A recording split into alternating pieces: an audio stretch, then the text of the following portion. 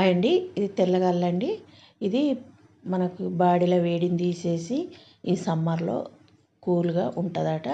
చాలా మంచిదట తాగితే. కానీ ఇది ఆడవాళ్ళు కొంచెం తాగాలంటే స్మెల్ వస్తుందని తాగరు కదా. నేను సుధా తాగను, మా ఆయన తెచ్చుకున్నాడు. నేను ఇట్లా ట్రై చేసిన ఎట్లుంటుందని.